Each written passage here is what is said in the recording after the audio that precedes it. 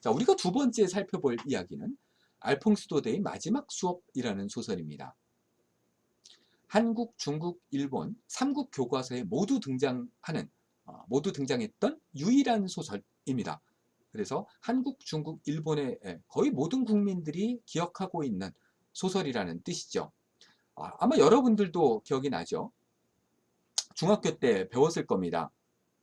아멜 선생님이 울먹거리면서 칠판에 비바 프랑스, 프랑스 만세라고 쓰면서 돌아서서 이렇게 말하죠. 너희들은 나라 뺏겨도 이 아름다운 프랑스 말과 프랑스 정신만은 잊지 말아다오. 그럼 언젠가는 나라 되찾을 수 있을 거다. 그러면서 교실을 떠난다는 아름다운 이야기로 기억되고 있습니다. 자, 이 소설의 무대는 알자스 로렌, 그 중에서도 알자스 지역입니다. 여기가 알자스 지역이고요. 로렌입니다. 프랑스 지도고요. 이쪽이 독일, 벨기에, 스위스, 이탈리아. 자, 그러니까 알자스 로렌은 바로 독일과 접경 지역이었던 것이죠. 실제로 이 소설의 부제는 어느 알자스 소년의 이야기라고 되어 있습니다. 그래서 이 지역에서 일어났던 어느 하루의 이야기를 담고 있죠. 자, 이렇게 독일과 프랑스의 접경 지역이고요. 이 소설이 발표된 때는 보블 전쟁, 그러니까 프로이센, 독일이죠. 프로이센 제국과 프랑스가 서로 전쟁할 때의 이야기입니다. 자, 먼저 이 지역이 알자스 로렌, 그 중에서도 알자스 지역이 왜 이렇게 중요하냐면요. 전체 유럽 지도를 놓고 봤을 때 여기가 유럽의 한복판이기 때문입니다. 바로 이 지역을 차지해야 바로 여기서 쉽게 파리를 점령할 수 있고 바다로 갈 수 있고 그러면 영국으로, 스페인으로 건너갈 수 있습니다. 여기를 차지하는 사람이 유럽의 최강자가 된다는 뜻입니다. 게다가 바로 이 알자스 로렌 지역은 유럽 최대의 철광 석탄 생산지입니다. 그러니까 지정학적으로 중요할 뿐 아니라 산업적인, 경제적인 측면에서도 굉장히 중요한 유충지인 것이죠. 지금도 여전히 그렇습니다. 그래서 실제로 여기는 수백 년 동안 식민 지배와 억압과 수탈이 끊임없이 이어졌던 곳입니다. 독일 땅이었다가 프랑스 땅으로, 다시 또 독일 땅으로, 또 프랑스 땅으로 뺏고 뺏기는 이런 식으로요. 그래서 프랑스에서는 알자스 로렌이라고 부르지만 독일에서는 똑같은 지역을 엘자스 로트링겐이라는 이름으로 부릅니다. 자, 문제는 그럼 여기 사는 사람들은 프랑스 사람일까, 독일 사람일까요? 자, 어차피 여기 철광 석탄이 많이 매장돼 있다 그래도 그 많은 지하자원, 이 사람들, 이 주민들의 몫이 아닙니다. 끊임없이 식민 지배가 일어나고 이 땅을 차지한 사람들은 끊임없이 이 자원을 뺏어갈 거니까요. 자, 그 사람들은 프랑스 말을 썼을까요? 독일 말을 썼을까요? 한번 진지하게 생각해 볼 필요가 있죠. 아까 지도로 한번 다시 돌아가 볼까요?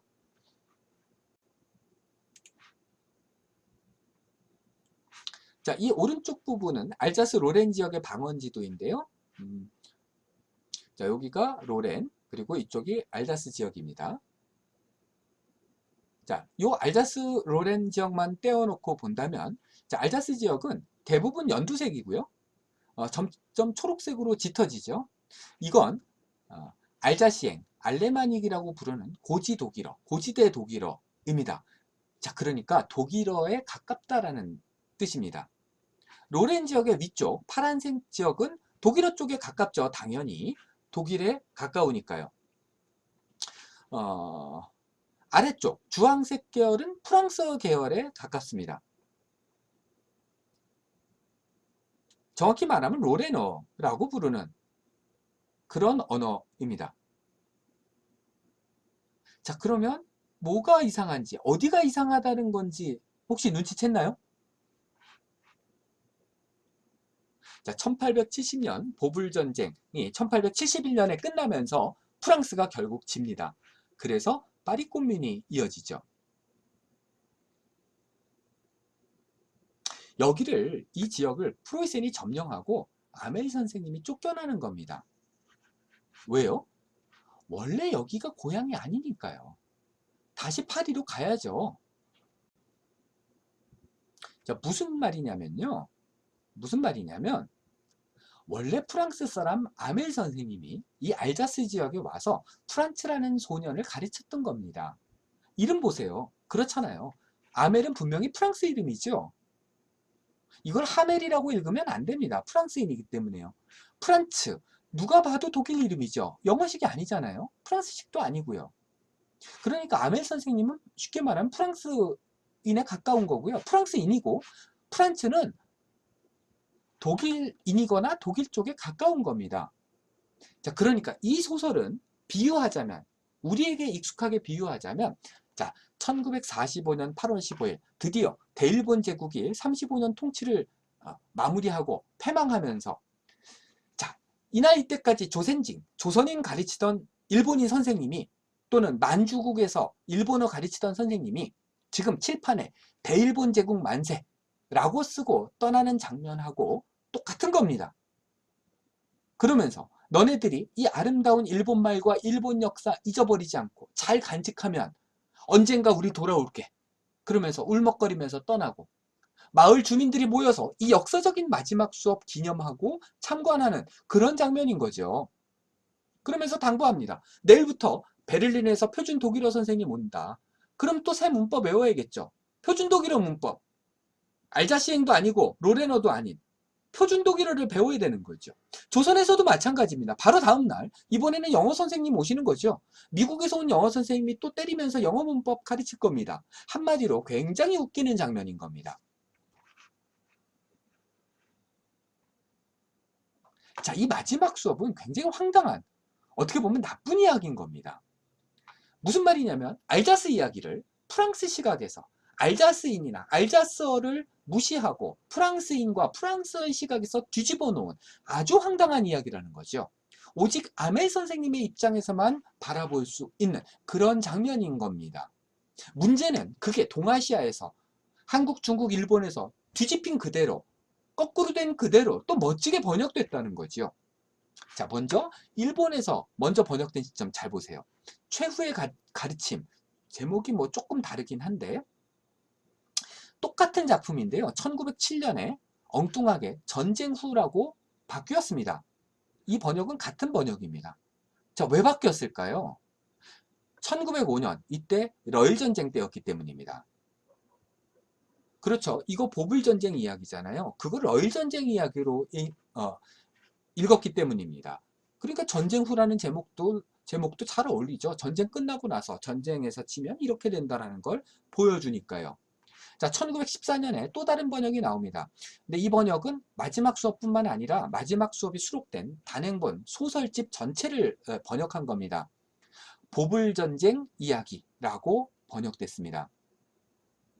알퐁스 도데가 원래 펴낸 소설집의 제목은 보불전쟁 이야기가 아니라 월요일 이야기였습니다. 매주 월요일 신문에 연재된 소설들을 한 40편 정도를 한꺼번에 묶었기 때문에 월요일 이야기라고 했던 겁니다. 자, 근데 일본 애들은 이것을 보불전쟁 이야기로 바꿨네요. 왜 바꿨을까요? 1914년 이때 바로 세계 제1차 세계대전 발발하고 일본이 1차 대전에 참전했죠. 그래서 그랬던 겁니다. 아, 1차 대전에 일본이 참전했던가요? 1차 대전은 유럽에서 일어난 전쟁인데요. 그렇죠. 참전했죠. 그래서 산둥반도 쳐들어가잖아요. 그래서 칭다오 점령하죠. 간단합니다. 그래서 독일은 패전국이 되고 일본은 승전국이 됩니다. 칭다오라는 산둥반도는 원래 일본이 그래서 점령한 땅이었던 거잖아요. 뺏긴 땅이 되는 거죠. 독일한테 뺏겼다가 이제 일본 군대에 점령되는 그런 땅이 되는 겁니다. 그래서 중국에서는 번역할 때 할양지라는 제목으로 바꿨습니다. 할지, 할양된 땅, 빼앗긴 땅. 왜? 그렇죠. 의화단 사건 때 배상금 뺏기고 중국 땅 여기저기 조개지로 내주기 시작했잖아요. 홍콩 뺏기고 상하이 뺏기고 칭다오 뺏기고. 그러면서 결국 청나라 망하고, 청나라는 망했어도 뺏긴 땅은 돌려받지 못하고 100년 동안 할양하고 조차하고, 그래서 할지라는 제목을 붙였던 겁니다.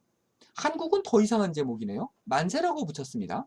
제목이 다 다릅니다. 한국, 중국, 일본이 완전히 다른 제목으로 번역됐다는 것을 알 수 있습니다.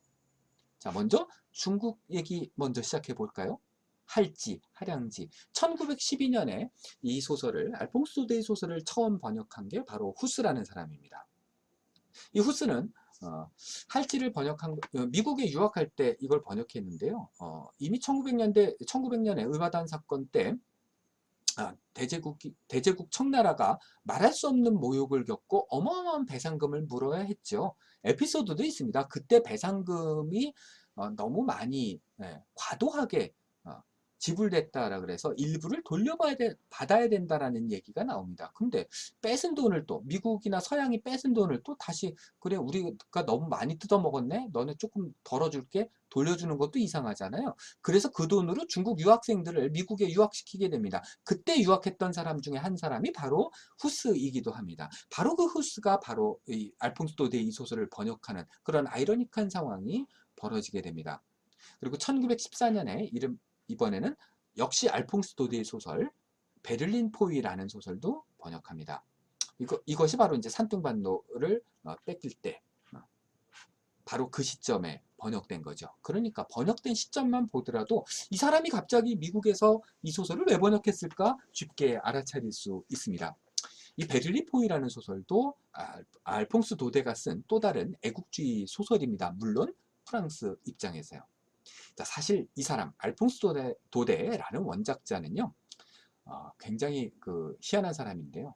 극우 왕당파 정치인이고요. 이 집안 자체가 그렇습니다. 개인적으로는 지독한 파시스트에다가 반유대주의자로 유명한 사람입니다. 사실 프랑스 사람들은 지금도 알퐁스 도데를 별로 좋아하지는 않습니다. 이 보불전쟁을 다룬 이 많은 단편 소설들을 이렇게 많이 번역하고 교과서에도 싣고 전 국민이 애독하는 나라는 사실은 한국, 중국, 일본밖에 없습니다. 프랑스 사람들은 알퐁스 도데 잘 알지도 못하고요. 제 말이 믿기지 않는다면 위키백과 같은 데서 알퐁스 도데를 검색해 보세요. 프랑스어로는 뭐 몇 줄 나오지도 않고요. 다른 언어로는 검색도 안 됩니다. 알퐁스 도데라는 이름이 가장 많이 검색되는 것은 한국, 중국, 일본입니다. 자, 이 사람은 작가 자체도 그렇고 소설도 별로 좋은 소설이 아닌 거죠. 프랑스 사람들은 유럽 사람들이 이런 말도 안 되는 소설 안 읽어요. 좀 이상한 현상이죠. 자, 그건 그렇다 치고요. 한참 뒤에 1931년에 역시 중국의 만주의 작가 리후잉, 이휘영이라는 사람이 똑같은 제목으로 단편소설을 발표를 합니다. 1931년 9.18 사변으로 만주 침략당할 때 마지막 수업 이야기입니다. 만주에 일본 군대가 들어와서 일본군이 학교 선생님 잡아가고 학생들이 선생님 어디로 잡혀갔는지 찾으러 다니고 끌려간 학생들 없는지 우왕좌왕하는 그런 이야기들이 고스란히 담겨 있습니다. 이 리후잉이라는 사람은 완바우산 사건, 만보산 사건을 장편 소설로 쓴 중요한 작가이기도 합니다. 그리고 1941년 딱 10년 뒤에 이번에는 평론가 정쫀도라는 사람이 소설은 아니고요. 수필을 발표합니다. 똑같은 제목의 수필이죠. 이 정쫀도가 겪은 실제 경험을 마지막 수업이라는 수필로 발표를 한 겁니다. 1941년에요. 정쫀도가 상하이에서 학생들을 가르치고 있었습니다. 바로 그때 상하이가 폭격당하고 일본에 점령당하기 시작하죠. 교실에서 수업하고 있는데 창문 밖으로 일본군 탱크랑 비행기가 지나갑니다. 그 이야기를 마지막 수업이라는 제목으로 기록한 수필이 바로 정쫀도의 마지막 수업입니다. 아주 재밌는 현상이죠. 자, 마지막 수업이라는 것의 번역이 원작 자체는 굉장히 문제가 많고 나쁜 소설이고 황당한 이야기지만 이 마지막 수업의 번역은 그만큼 유명하고 또 굉장히 중요했다라는 뜻입니다. 자, 그렇다면 식민지 조선에서는 과연 어땠을까요? 1923년에 최남선이 만세라는 제목으로 번역을 합니다. 프랑스 만세 하면서 끝나니까 정말 잘 붙인 제목이죠. 자, 이렇게 만세라는 제목을 달고 부제로 마지막 과정이라고 했습니다. 사실은 그렇게 긴 소설은 아닌데 짧은 소설인데 머릿말을 굉장히 길게 붙입니다. 여기서부터 이만큼 내가 어떤 의미에서 왜 이 소설을 번역하는지를 머릿말로 써서 안내를 했습니다. 이 대목 잠깐 볼까요? 다는 아니고요. 길게 썼으니까 이 부분만 보죠. 뭐 어느 비통의 가장 커다란 표본을 짊어진 우리는 당해보지 못하는 시련이 있어 보지 못한 자극으로서 우리의 민족미를 격앙하고 꽃다운 냄새로 우리 민족적 심령의 그 사를 살찌우는가. 어쩌고 저쩌고 우리는 특별히 민족적 가려움을 시원히 긁어주고 민족적 가슴앓이를 말끔하게 씻어 우리의 독특한 설움, 바람의 부르짖음. 이게 도대체 무슨 소리일까요? 이거 거의 횡설수설 아닐까요? 제가 중요한 키워드가 등장하는 부분만 뽑았지만 뭐 비통, 시련, 고난, 민족 굉장히 많이 나오고요. 근데 정작 무슨 얘기인지는 좀 잘 모르겠어요. 최남선이라는 사람이 워낙 말을 좀 어렵게 쓰기도 하는데 사실은 일부러 교묘하게 돌려 쓴 겁니다. 왜? 그렇죠. 이거 굉장히 위험한 번역이잖아요. 감히 만세라뇨. 만세. 자, 1923년에 만세하면 한국인들한테는 뭐가 떠오르냐면요. 3.1 만세운동이 떠오릅니다. 1910년에 조선이 대한제국이 최종적으로 멸망하고 일본의 식민지로 전락합니다. 나라 뺏겨서 식민지가 된 게 10년밖에 안 됐고요. 그 10년 뒤에 1919년에 전국적으로 저항운동, 독립운동이 일어납니다.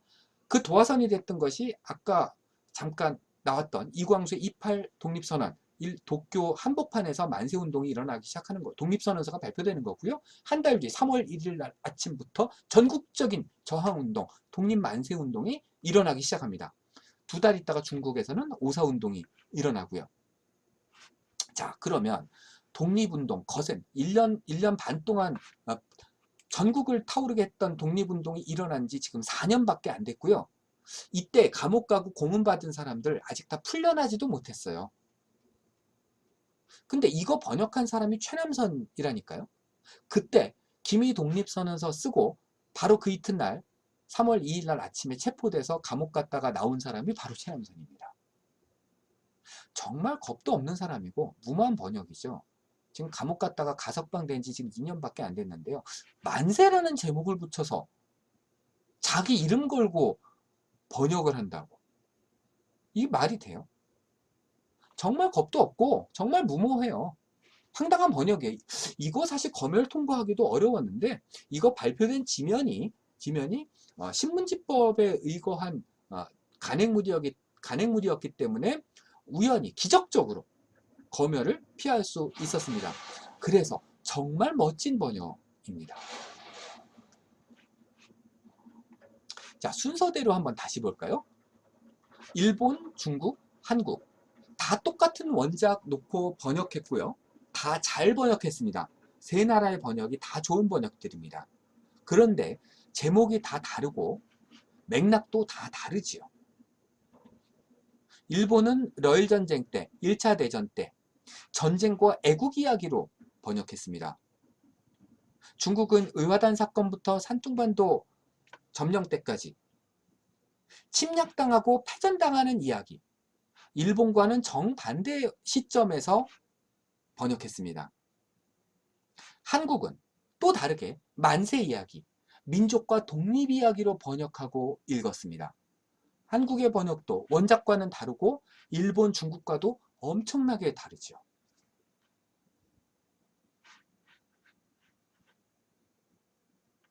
자, 이렇게 번역이라는 것은요.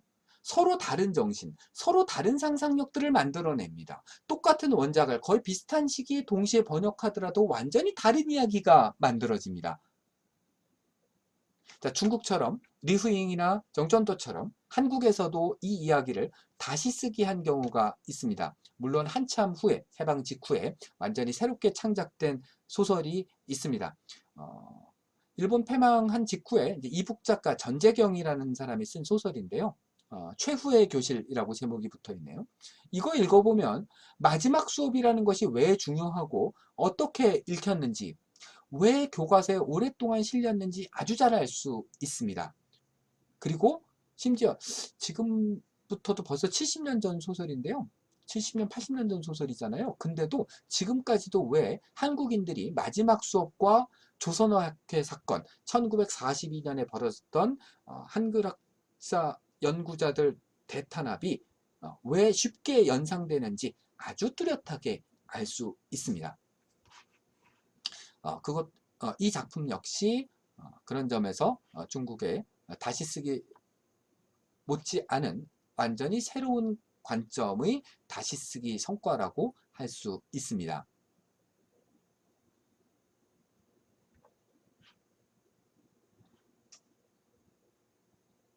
자, 이제 오늘의 세 번째 이야기, 이번에는 앨리스를 찾아가 보겠습니다.